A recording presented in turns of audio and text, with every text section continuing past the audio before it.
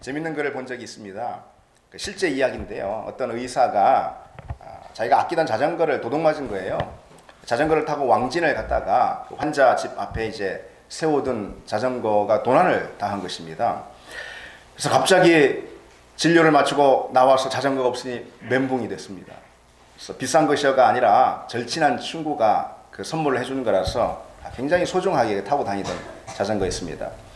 걔 화도 치밀고 그러다가 이내 이제 가슴을 조금 가라앉히고 진정을 시키고 그 자전거를 돌려달라는 그런 부탁이 쓰인 글을 메모장을 남기기로 그렇게 생각을 했습니다. 이렇게 쪽지를 써서 자전거를 세워놨던 가로등 기둥에다가 써붙여놨습니다. 근데 이 의사는요 평소에도 굉장히 밝고 아주 그 유머가 있는 그런 사람이라 메모지에도 그런 유머가 자연스럽게 배어나게 됐습니다. 뭐라고 써붙였냐면은 부탁입니다. 자전거를 돌려주세요. 저한테 엄청 사랑을 받았기 때문에 저 없이는 견디질 못할 거예요. 뭐 이렇게. 그리고는 이튿날 행여나 하는 그런 마음으로 한번 가봤습니다. 큰 기대를 하지 않았죠. 그런데 거짓말같이 자전거가 제자리에 돌아와 있는 것입니다. 마음을 고쳐먹은 도둑의 이 사과 편지도 같이 자전거와 함께 이렇게 새 자물쇠로 가로등 기둥에 묶여 있었습니다. 그 자전거를 훔쳐간 사람이 뭐라고 메모장에 썼냐면은 정말 죄송합니다. 크게 뉘우치고 있습니다. 그리고는 그 밑에다 이렇게 적어놨습니다. 마음을 고쳐먹은 도둑으로부터 추신 하나 달고선 자전거 못살게 굴지 않았습니다. 예. 주인이든 도둑이든 하여튼 재밌지 않습니까? 예. 그 글을 보고서는 자전거 주인, 자전거를 찾은 기쁨에 또 뭐 그냥 가져갈 수는 없고 거기다 이 답장을 또 써서 기둥에다가 써붙여놨습니다. 자전거 빌려갔던 다정한 분께 정말 감사합니다. 저한테 돌아온 자전거가 멋진 아저씨랑 즐거운 시간을 보냈다고 하네요. 이렇게. 예. 여러분 재밌지 않습니까? 예. 자전거 잃어버렸을 때 여러분 어떻게 하겠습니까? 뭔가 누구가 훔쳐갔을 때, 내 소중한 것을 빼앗겼을 때, 훔쳐갔을 때 어떻게 하겠습니까? 뭐 우리는 좀 유머와 해학을 가져야 되지 않겠습니까? 좋은 일이 아니라도, 좋지 않은 일, 그리고 또 불쾌한 일, 어려운 일 만났더라도 그것을 좀 이 유머와 해학으로 넘길 줄 아는 그런 사람이 참 괜찮지 않겠습니까? 나쁜 일, 나쁜 소식이라고 해서 꼭 나쁜 감정이나 상한 마음으로만 받아들여야 한다라는 그런 법은 없지 않습니까? 유머와 가벼운 웃음은 바로 그때 필요한 것이죠. 서양 사람들 말에 유머가 없는 사람은 스프링 없는 마차와 같다. 스프링 없는 마차와 같다. 뭐 그런 말이 있다고 합니다. 울퉁불퉁한 길과 같은 우리 인생을 지날 때 유머라도 있어야지. 예. 유머가 없으면은 더 덜컥거리니까 그렇지 않아도 피곤한 인생인데 그 인생이 더 고단해진다. 고단한 인생을 좀 덜어주는 것, 그것이 바로 스프링과 같은 유머다. 그런 말이겠죠. 그래서 우리는 좀 살면서 생활 가운데서 유머와 익살이 좀 있어야 합니다. 예. 저는 우리 집사람이 저의 잘생긴 외모 때문에 결혼한 줄 알았는데 나중에 이제 알고 보니까 우리 집사람 하는 말이 제 유머 때문에 결혼을 했다고. 예. 어째 여러분 분위기가 둘 다 가당치도 않다. 예. 그런 분위기입니다. 예. 저는 이전 부목사 시절부터 사역이 좀 많았던 것 같아요. 다른 사람들보다도 청년부도 많고 교우도 많고 뭐 이런 식으로 좀 했던 것 같습니다. 그래서 굉장히 뭐 힘들었는데 때로 제 좌우명을 목회자로서의 제 좌우명이죠. 이렇게 늘 생각했습니다. 치열하게 그리고 즐겁게. 예. 또 그런 모토를 가지고 또 개척도 시작하고 그랬습니다.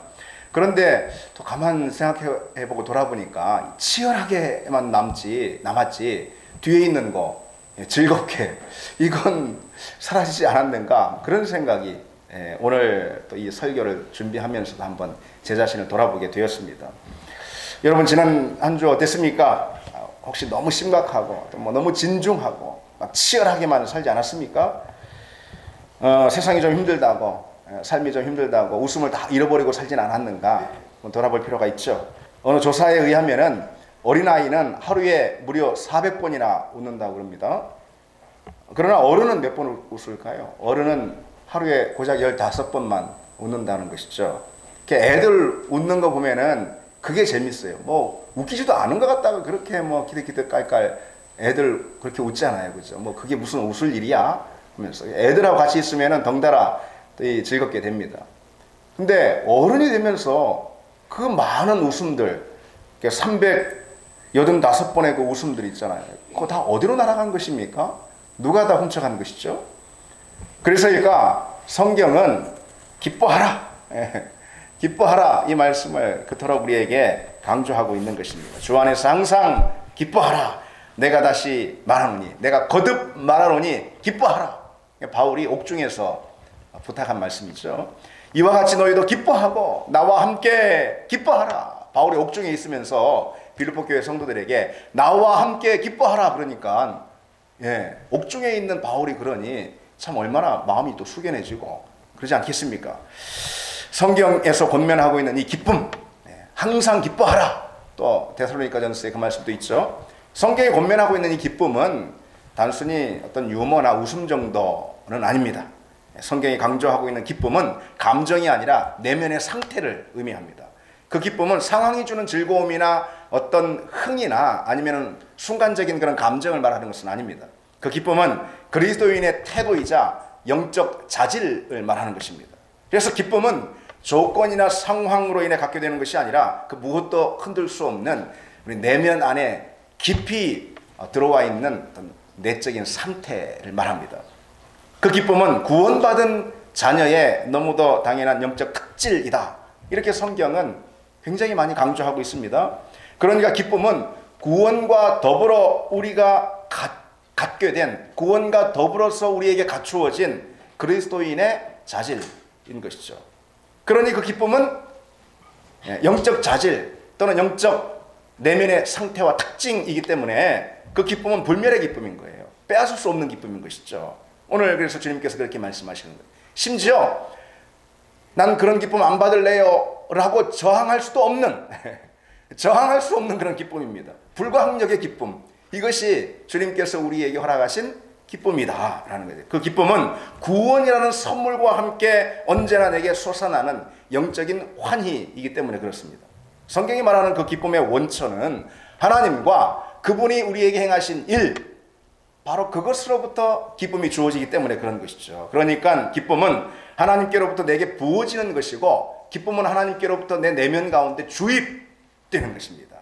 따라서 기쁨은 우리가 그 기쁨 자체만을 구할 때는 결코 얻을 수가 없는 거예요. 성경에서 말하는 이 영적 특질로서의 이 기쁨 있잖아요. 그 무엇도 빼앗아갈 수 없는 이 기쁨 있잖아요. 이것은 그 기쁨 그 자체만 추구한다고 해서 결코 얻을 수 있는 것이 아니라는 것이죠. 기쁨은 하나님을 구할 때 자연스럽게 주어지는 것임을 믿습니다.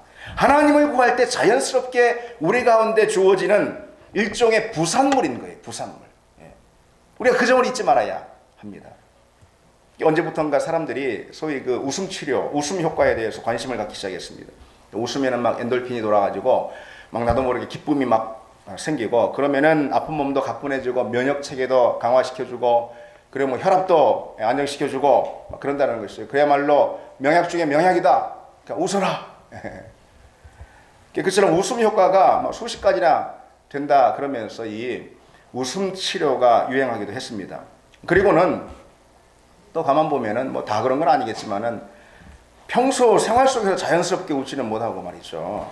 소위 웃음 치료사를 한 번씩 불러다가 막 이렇게 집단으로 한바탕 막 그렇게 웃잖아요. 그런 거 간혹 보잖아요. 참 희한한 일인 것입니다. 예전에 제가 다니던 교회에서 이 노인대학이라는 프로그램이 있었는데 할머니 할아버지들이 그 웃음 치료 강사를 이렇게 모셔다 놓고선 막 하하 껄껄 막 여러분 그 TV 같은 데서 못 보셨습니까? 막 바깥에서 보면은 이상한 사람들인가 이렇게 싶습니다. 막 하하 껄껄하면서 막 크게 막 이제 막 웃는 그런 프로그램을 진행하는 걸 봤습니다. 제가 그걸 보고서는 보는 게 더 웃겨요, 그게. 그런데 또 한편 좀 애처로워 보입니다. 얼마나 참 삶 속에 생활 속에 자연스럽게 웃을 일이 없으면 저렇게 뭐 강사 불러다 놓고 막 집단으로 막 억지로 막 하면서 뭐 애처로워 보입니다. 그래서 그 프로그램 끝나고 강사 가면은 이내 웃음이 사라지고 자식 문제, 뭐 건강 문제, 돈 문제로 막 근심하면서 금세 막 우울해지지 않습니까? 기쁨은 억지로 웃는다고 주어지는 것이 아니죠. 예. 성경에서 기뻐하라 명령형으로 되어 있는데 뭐 억지로 웃어 막 이런 게 아니죠. 예. 기쁨은 기쁨 자체만을 추구할 때는 얻을 수 없는 것입니다. 기쁨이란 다른 무언가를 구할 때 주어지는 부산물이기 때문에 그렇다는 것이죠. 다른 무언가가 무엇입니까? 하나님이죠. 하나님과 그분이 행하신 은혜로운 사건, 바로 그것이죠. 곧 구원의 은총인 것입니다. 그것이 선행될 때 기쁨은 자연스럽게 따라온다. 그래서 구원을 받은 우리에게 기쁨이라는 것은 구원에 대한 너무도 자연스러운 우리 그리스도인으로서의 반응인 것입니다. 그러니까 여러분, 이 점을 생각해 봐야 되는 거예요. 내가 받은 은혜가 있잖아요. 그렇죠? 구원의 은혜, 십자가의 은혜, 부활의 은혜, 천국의 은혜. 예. 우리 그리스도인으로서의 구원의 은혜 있잖아요. 이것이 내가 진짜 그 은혜를 받았다. 구원의 은혜가 내게 있다. 이것이 진실이야. 라는 이 사실을 가장 분명하게 밝혀주는 태도가 있어요. 그게 뭐라고요? 기쁨인 것입니다. 기쁨. 은혜를 받은 우리에게 마땅히 기대되어야 할 것, 바로 기쁨인 것이죠. 기쁨은 따로 구할 때 얻는 것이 아니라 구원의 은혜에 수반되는 자연스러운 반응이기 때문에 내가 기쁨을 가지고 내 안에 있는 구원의 은혜를 증명해 보일 수 있다는 것이죠. 그래서 맨날 인상 쓰고 사는 사람 있잖아요. 내가 구원받은 사람이 아니다라는 것을 스스로 부정하는 그런 태도일 수 있습니다. 그러니까 성경은 계속해서 기쁨이 구원의 부산물이라는 이 사실을 아주 강조하고 있습니다. 보실까요? 시편 16편 11절에 주께서 생명의 길을 내게 보이시리니 주의 앞에는 충만한 기쁨이 있고 주의 오른쪽에는 영원한 즐거움이 있습니다. 그랬습니다. 생명의 길을, 구원의 길을 내게 보이셨습니다. 주님께서. 그래서 주 앞에는 항상 기쁨이 있고 주의 오른쪽에는 영원한 즐거움이 있습니다. 예. 주님 믿는 사람, 그리스도인은 기쁨을 이룰 수가 없다라는 것입니다. 그리스도인이 정말 그리스도인이다. 구원받은 사람이 정말 그 구원이 진짜 구원이다라는 것을 증명해 보이는 것. 그것은 기쁨, 즐거움이라는 것이죠. 요한복음 15장 11절에도 내가 이것을 너희에게 이름은 내 기쁨이 너희 안에 있어 너희 기쁨을 충만하게 하려 함이라. 기쁨하고 충만이라는 단어가 성경에서 무려 11번이나 서로 짝꿍으로 나옵니다. 짝지어로 나옵니다. 기쁨 하면은 그냥 기쁨도 아니고 충만하게, 또 충만한 기쁨. 예. 사도행전 2장 28절에도 주께서 생명의 길을 내게 보이셨으니 주 앞에 내게 기쁨이 충만하리라. 그랬습니다. 구원의 은혜와 함께 우리에게 주어지는 마땅하고 자연스러운 반응, 이것이 바로 기쁨이고, 따라서 그 기쁨이라는 것은 내가 받은 이 구원이 진실이다라는 사실을 증명해 보이는 것이죠. 그러나 불행히도 우리는 그리스도인이 됐음에도 불구하고, 구원받았음에도 불구하고 마땅히 우리가 소유하고 누려야 할 이 기쁨을 자주 누리지 못할 때가 참 많습니다. 왜 그렇습니까? 구원의 은혜로 인해서 하나님께서 우리에게 주신 우리에게 소유된 이 기쁨, 이것을 자주 우리가 도둑맞기 때문에 그런 것이죠. 산드라 스틴이라는 그런 여성 기독교 작가가 있습니다. 이분이 이런 책을 썼어요. 누가 내 기쁨을 훔쳐갔을까? Who stole my joy? 책 제목이 재밌지 않습니까? 사실 오늘 설교 제목은 이 책 제목을 그대로 그냥 가져온 것입니다. 산드라 스틴은 우리가 매일 빼앗기는 이 기쁨이 얼마나 많은지 우리에게 상기시켜주고 있습니다. 그녀는 특별히 기쁨을 의인화시켰어요. 왜 철로역정 보면 이렇게 의인화가 돼 있잖아요, 그죠? 기쁨을 의인화시켜가지고요, 이 기쁨이 다른 것들을 만나면서 얼마나 기쁨을 털리는지 그거를 아주 익살스럽게 묘사해주고 있습니다. 책을 읽으면서 그런 생각을 하게 되는 것이죠. 우리가 왜 맨날 기쁨을 잃게 되는가? 아니, 정확히 말해서 무엇이 내 기쁨을 훔쳐가는지 우리는 깨닫게 되는 것입니다. 이 책에는 기쁨 탈취자들, 소위 기쁨 강탈자들이 나오는데요. 역시 의인화돼서 나와요. 그게. 그래서 그것들은 뭐냐면은 많은 것들이 나오는데 질투, 미움, 낮은 자존감, 수치심, 분노, 걱정 뭐 등등 그런 것입니다. 그래서 이런 것들이 이 기쁨 탈취자들이 기쁨을 훔쳐가는 것입니다. 기쁨을 털어가는 것입니다. 그런 장면들이 재미있게 묘사가 되어 있습니다. 여러분, 도둑한테 돈을 뜯기면은, 아니 재산을 털렸다면은 이거 엄청나게 이건 우리가 이게 굉장히 심각하게 받아들일 것이고, 바로 우리가 다시는 이런 일이 없도록 세콤을 설치하지 않겠습니까? 그렇죠. 그런데 시도 때도 없이 우리는 우리의 소유로 주어진 기쁨을 털리면서 누군가로부터 빼앗기면서 아무 문제를 느끼지 못하고 있다면은 그건 정말 큰 문제인 것이죠. 그래서 그 못된 기쁨 도둑들, 기쁨 강탈자들 누구야? 그것으로부터 우리는 우리의 기쁨을 당장에 회수하고 지켜내야 하는 것입니다. 그럼 여러분, 무엇이 우리의 기쁨을 훔쳐갈까요? 크게 두 가지로 볼 수가 있어요. 하나는 외부의 도둑이 있고, 또 하나는 내부에 들어온 도둑, 숨어있는 도둑이 있습니다. 첫째로 이 외부의 도둑은 무엇이냐? 내 인생에 때때로 찾아오는, 아니 어쩌면 매일같이 찾아오는 여러 어려움들, 문제들, 시련들, 또는 여러 사고들, 뭐 그런 것들을 우리 기쁨을 빼앗아가는 외부의 도둑이다, 이렇게 말할 수가 있을 겁니다. 갑자기 질병이 찾아올 때 그 질병은 순식간에 우리 기쁨을 앗아가지 않겠습니까? 사랑하는 사람이 떠납니다. 친구가 상처를 주는 말을 하거나 심지어는 배신을 합니다. 사업에 위기가 닥칩니다. 심지어 사업이 망합니다. 하는 일에 크고 작은 여러 문제들이 생깁니다. 소중한 것들을 잃기도 합니다.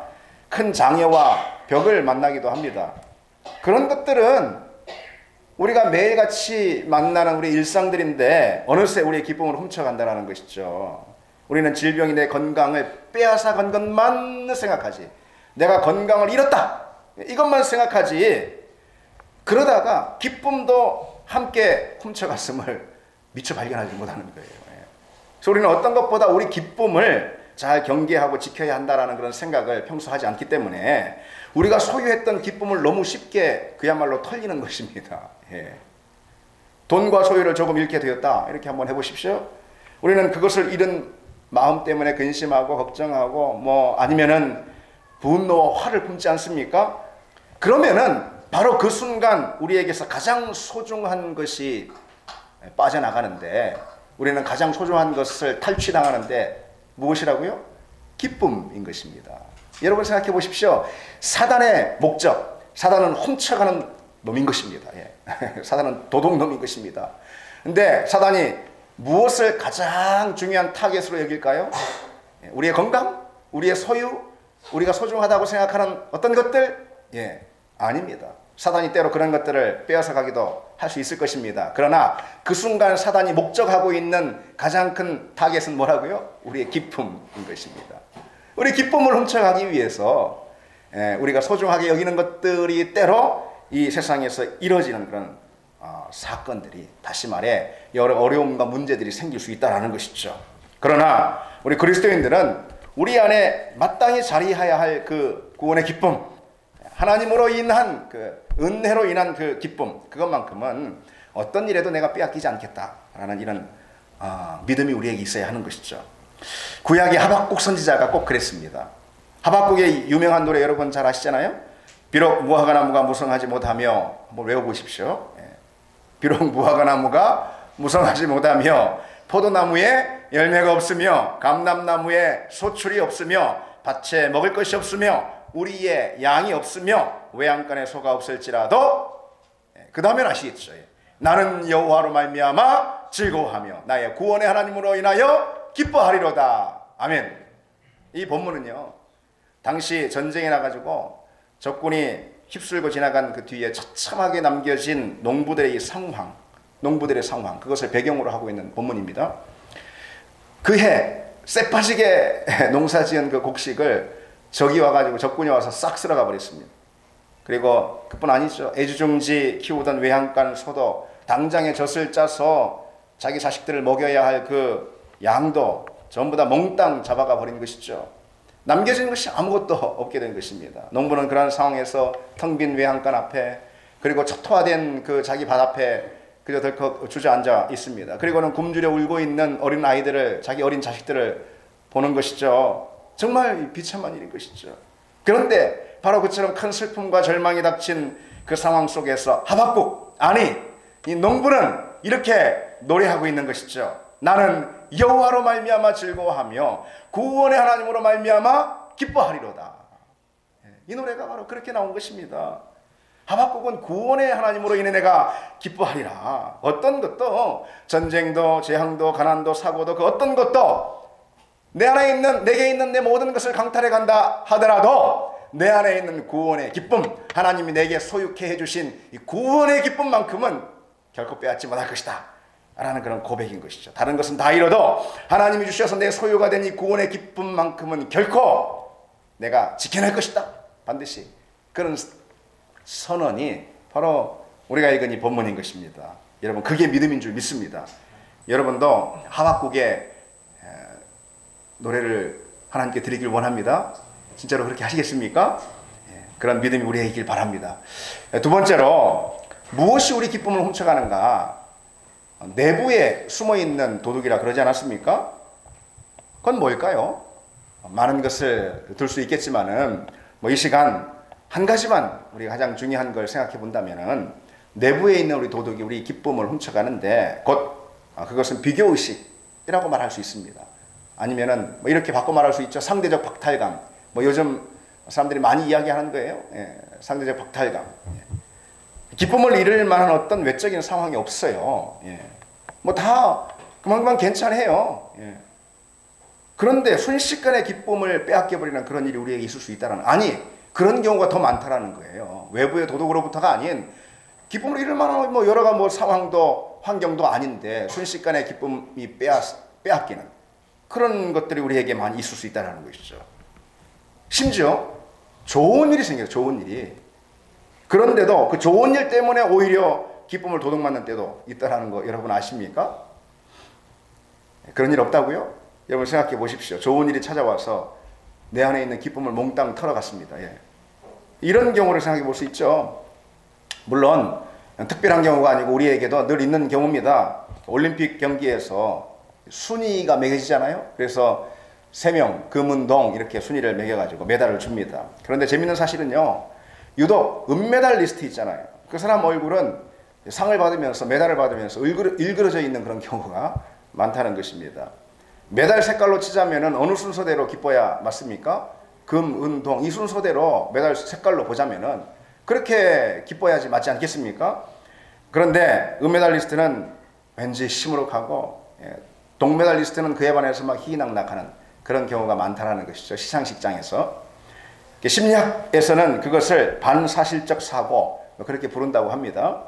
은메달리스트는 시상 때 올라서 가지고는 계속 그 생각을 하는 거예요. 거기에 마음이 배어 있는 거예요. 금메달 딸 수 있었는데 컨디션이 안 좋아가지고 말이지. 이 심판이 잘못해가지고 말이지. 그리고 나와 한 팀이 된 저희 잘못해가지고 말이지. 이제 금메달에 그쳤다고. 그렇게 회한의 마음을 자꾸 이 시상식장 안에서 갖게 된다는 것입니다. 반면 동메달리스트는요, 정반대예요. 간발의 차이로 동메달 따지 못한 4등 있잖아요. 4등 저 시상식장 밑에 있는데 그 4등을 보면서 마음을 쓸어내리면서 그러면서 못 땄으면 어떻게 할까 하면서 난 그래도 동메달 땄어. 그러면서 그 얼굴에 희색이 만면하다라는 것이죠. 실제로 심리학자들이 그것을 연구한 결과도 있습니다. 1992년, 물론 이때만 한 게 아니고 그 이후로도 이렇게 진행이 됐다는데 1992년에 바르셀로나 올림픽이 있었어요. 그때 메달리스트들이 보인 반응 있잖아요. 거기 시상식 단에서 메달리스트들이 보인 반응, 이것을 1점부터 해가지고 10점까지 이렇게 점수를 매긴 거예요. 1점은 아주 괴로운 표정. 그 다음에 10점은 더없이 기쁜 그런 희열의 표정. 이렇게 해가지고 행복도를 평가해 봤다는 것이죠. 그 결과 확연히 드러났어요. 동메달리스트보다도 은메달리스트가 점수가 낮은 거예요. 은메달리스트의 반응은 4.8로 나왔습니다. 4.8점. 동메달리스트는 7.1점으로 7.1 나타난 거예요. 시상식과 기념 촬영을 하는 그 자리에서 동메달리스트는 막 기뻐가지고 그 기쁨이 진짜 기쁨이에요. 그런데 은메달리스트는 사진 찍자고 하니까 웃진 않을 수 없고, 그죠? 어색한 웃음. 예. 누가 봐도 다 알만한. 사진 기사가 무한할 정도로 어색한 웃음을 이렇게 지어 보였다라는 것이죠. 그 좋은 일, 경사스러운 일이잖아요. 시상을 받는 경사스러운 일이잖아요. 그럼에도 불구하고 그 순간 모든 기쁨을 빼앗기고 만 것이죠. 그리고 보면은 우리 기쁨을 훔쳐가는 주범 바로 사단인데, 이 사단은 우리 기쁨을 훔쳐가기가 너무도 쉬운 거예요. 나쁜 일이 생겨도 기쁨을 잃고, 또 좋은 일을 줘도 또 때로 어느 경우는 많은 경우 기쁨을 잃고 있다는 것이죠. 참으로 쉽고 편리하게 사단은 우리 기쁨을 빼앗아가고 강탈해 가는 것이죠. 여러분, 하나님께서 우리에게 주신 기쁨은 우리에게 소유가 된 기쁨입니다. 구원의 선물과 함께 우리의 소유가 된 것이 바로 이 기쁨이라는 것이죠. 그 기쁨과 즐거움, 웃음과 행복은요, 외부의 도둑들에게만 털리고 있는 것이 아니라 내 안에 있는 비교의식, 상대적인 박탈감, 아니면은 열패감이라고 그러죠. 그런 것들로 인해서 좋은 일이 생겨도 우리 기쁨이 늘 강탈당한다라는 이 사실을 우리가 점검해야 하는 것이죠. 그러니 여러분, 우리는 기쁨을 빼앗기지 않도록 우리 마음의 울타리를 쳐야 하는 것입니다. 그리고 지켜내야 하는 것이죠. 왜요? 기쁨이 우리가 구원받았음에 대한 그 은혜에 대한 가장 선명한 증거가 되기 때문에 우리 안에 있는 기쁨이, 그 기쁨을 빼앗기지 않기 위해 우리는 기쁨을 지켜야 하는 것입니다. 그래서 우리 내면에 항상 무엇이 우리 내면을 점령하고 있는지 우리는 점검해야 하는 거예요. 기쁨이 우리 내면을 다스리고 있는가? 기쁨이 우리 삶을 주장하고 있는가? 우리는 돌아봐야 하는 것입니다. 여러분, 때로 우리가 도둑맞은 기쁨, 빼앗긴 기쁨 있을 수 있어요. 그것을 회복할 수 있겠습니까? 물론 있습니다. 무엇이 그 기쁨을 회복시킬까요? 한마디로 말해서 은혜의 시야가 우리 기쁨을 회복한다, 이렇게 말할 수 있습니다. 은혜의 시야가 빼앗긴 우리 기쁨을 회복시킨다는 거예요. 은혜의 시야가 확보되면은요, 잃어버렸던 기쁨을 다시 얻을 수가 있습니다. 다시 충만하게 솟아나는 그런 은혜가 주어진다는 것이죠. 이 기쁨이라는 단어 있잖아요. 이것은 헬라어로 카라라고 그럽니다. 카레가 아니고 카라. 기쁨은 카라예요.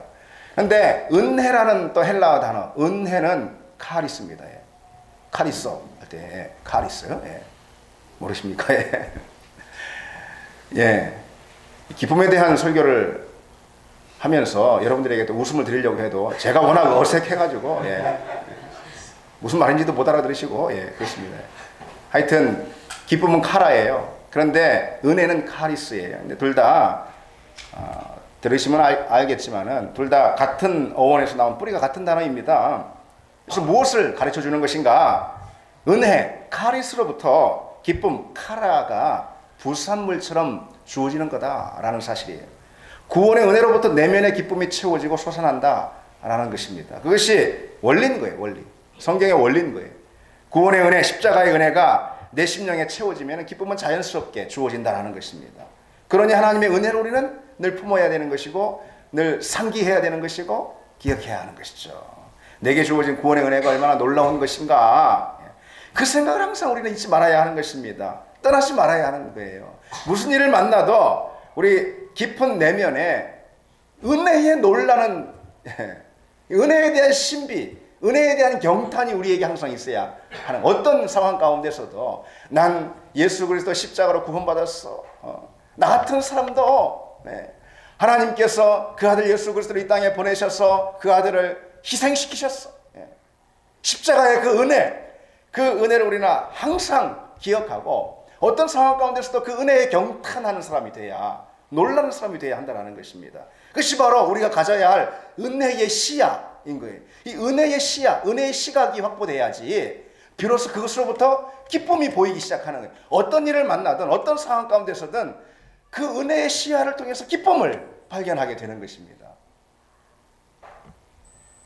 그렇기 때문에요, 우리는 이 은혜의 시야가 가려지는 일이 없도록 우리는 주의해야 하는 거예요. 또 그래서 왜? 은혜의 시야가 있어야지, 눈이 있어야지 비로소 모든 상황 가운데서도 기쁨이라는 것을 우리는 찾을 수 있기 때문에, 그래서 은혜의 시야가 가려지면은, 그러면은 아까도 말씀드렸듯이 좋은 일 만나고도 기쁨을 잃게 되는 거예요.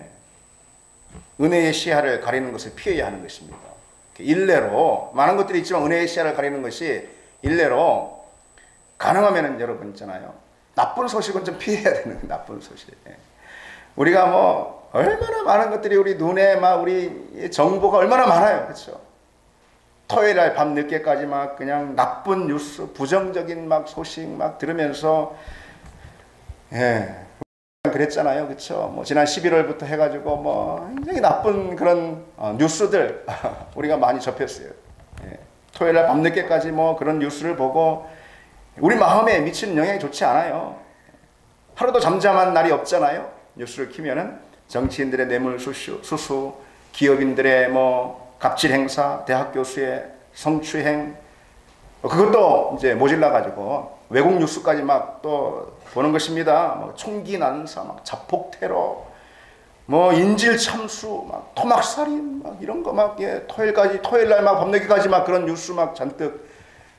그리고 주일 날 와가지고 무슨 기쁨을 기대할 수 있겠습니까, 여러분? 그렇잖아요. 하루 종일 폭력적이고 부정적이고 선정적인 그런 뉴스나 정보들을 우리가 대하면서 그것에 노출이 돼 있어요. 처음에는 그런 거 보면은 막 무섭죠. 시겁합니다. 그런데 점차 동감해집니다. 문제는 자신도 모르는 사이에 후유증에 시달리게 된다는 거예요. 가장 큰 후유증이 뭐겠습니까? 은혜의 시야를 잃어버리는 거예요. 하나님이 내게 주신 십자가 구원의 그 은혜, 그 놀라운 은혜, 말로 다 표현할 수 없는 그 은혜, 우리에게 이런 은혜의 시야, 은혜에 경탄하는 마음이 있어야 되는데 그냥 세상에 부정적이고 나쁜 뭐 꼭 뉴스만 그런 것이 아니고 우리 눈에 우리 피부에 와닿는 많은 정보들이 있잖아요. 왜 노출이 되다 보니까 은혜에 대한 놀라움과 그 감격을 잃게 되는 것이고, 그러면 뭘 잃습니까? 기쁨을 잃게 되는 것입니다. 기쁨을. 그래서 우리는 은혜의 시야를 가리는 것들이 있잖아요. 그걸 좀 의도적으로 차단할 필요가 있어요. 그리고 계속해서 하나님의 말씀을 우리 심령에 적극적으로 주입해야 하는 것입니다. 말씀을 주입하면 은혜의 시야가 다시 선명해집니다. 여러분 기억하시기 바랍니다. 말씀으로 현실을 직시할 수 있기 때문에, 그런 말씀이 주입되지 않으면은 세상의 눈으로 그저 내 맨눈으로 내 현실을 보는 거예요. 그러나 말씀이 내게 주입되면은 말씀으로 세상을 직시하게 되는 거예요. 현실을 보게 되는 거예요. 세상이 보게 하는 나의 현실이 있잖아요. 그렇죠? 그건 도무지 기쁨을 가질 수 없는 그런 상황들이 많아요. 그러나 그건 일부만 맞는 거예요. 일부만 맞는 거예요. 다 맞는 게 아니에요. 진짜 현실이 그럼 무엇이겠습니까? 내가 세상 가운데 놓여있는 나의 진짜 현실, 그게 무엇이겠습니까? 구원의 길을 걷고 있는 나의 삶, 이게 진짜 현실이잖아요. 은혜의 손길에 놓여있는 내 인생, 하나님의 사랑 안에 있는 내 자신, 이것이 진짜 현실이죠. 우리가 살고 있는 우리 삶의 현실인 것입니다. 그 현실은 세상의 맨눈으로 봐서는 보이지 않는다는 거예요. 말씀만이 나의 진짜 현실을 직시하게 만들어주는 것이고, 그럴 때 우리는 은혜의 시야를 확보하고 그리고 비로소 기뻐할 수가 있는 것이죠. 예레미야가 말씀이 우리에게 얼마나 큰 기쁨을 허락해 주는지 이렇게 고백하고 있습니다. 내가 주의 말씀을 얻어먹었사오니, 이렇게 표현되어 있어요. 내가 주의 말씀을 얻어먹었사오니 주의 말씀은 내게 기쁨과 내 마음의 즐거움이라. 하나님의 말씀으로 인해서 예레미야가 얼마나 힘든 인생 살았어요. 예레미야가 가장 정말 비참한 그런 선교사의 삶을 살았던 그런 사람입니다. 세상의 눈으로 보자면은. 그런데 그런 예레미야가 말씀으로 인해서 내게 기쁨이, 즐거움이 회복됐습니다 고백하는 것이죠. 시편 기자도 하나님이 그 성수에서 말씀하실 때 내가 말씀에 대한 반응이 뭐라고요? 내가 기뻐하리라 그랬습니다. 하나님이 말씀하시니 그 말씀이 내게 들리니 내게 기쁨이 넘칩니다. 그것이죠. 하나님 말씀 앞에 나아갈 때 이렇던 은혜의 시야가 열리고, 그리고 더불어서 기쁨이 회복되는 줄 믿습니다. 우리가 말씀에 접속하면은 나도 모르게 충일한 기쁨의 바다에 빠지게 되는 거예요. 하늘의 기쁨이 바로 그런 걸 하는 것입니다. 기쁨이 나를 덮어버리는 것입니다. 기쁨이 나를 통째로 삼켜버리는 것입니다. 무엇을 해서가 아니에요. 무엇을 얻어서가 아니에요. 무엇을 기대해서가 아니에요. 그저 알 수 없는 놀라운 기쁨이 내 심령으로부터 차오르는 바로 그것이 하나님 보호자로부터 내게 주입되고 흘러나오는 그런 기쁨인 것입니다. 중요한 것은 그런 기쁨 가운데 우리가 잠기게 되면은 내 자신의 여러 문제들이 있잖아요. 나의 고민이나 염려나 걱정거리, 또 내가 가지고 있는 여러 불안이나 두려움들, 외로움이나 뭐 아니면은 자기 연민, 그 모든 것들이 갑자기 너무도 작은 먼지처럼 느껴질 수가 있습니다. 언제요? 하나님의 기쁨에 접속해서 그 기쁨이 충실하게 내게 넘치면은 내 안에 있는 모든 문제들이 아주 사소하고 작은 것들로 보인다는 것이죠. 마치 여러분 상상해 보십시오. 우리가 이 땅에 살면 이 땅의 모든 게 너무 커요. 예. 우리를 괴롭히고 우리에게 힘들게 하고 우리를 힘들게 하고 어렵게 하는 이 세상이라는 인생이라는 무거운 짐 너무 커 보여요.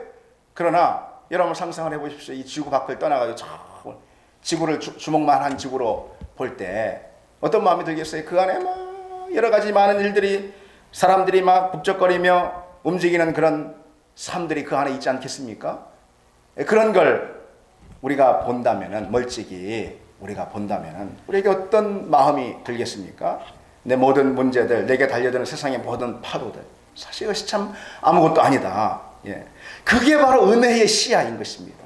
예. 은혜의 시야, 은혜의 렌즈를 가질 때 우리에게는 이런 기쁨이 쏟아 부어지는 그런 역사들이 일어난다는 것입니다. 여러분 그 기쁨을 그야말로 하늘로부터 주님 보좌로부터 다운로드를 받을 때 거기 어떻게 우리에게 염려가 있을 수 있고 거기 어떻게 외로움이 있을 수 있고 무슨 뭐 좁쌀만한 그런 불안이나 외로움이나 우울함이나 그런 것이 자랄 수 있겠습니까? 예, 그 기쁨이 임할 때 내 내면에 있는 모든 불안과 모든 부정적인 불순물들이 다 씻겨나가고 정말 주님의 은혜로 충만한 그런 삶을 살게 될 줄 믿습니다. 그래서 우리 주님께서 은혜에 접속하라. 예, 은혜의 시야를 가져라. 예, 말씀으로 주입을 받아라. 예.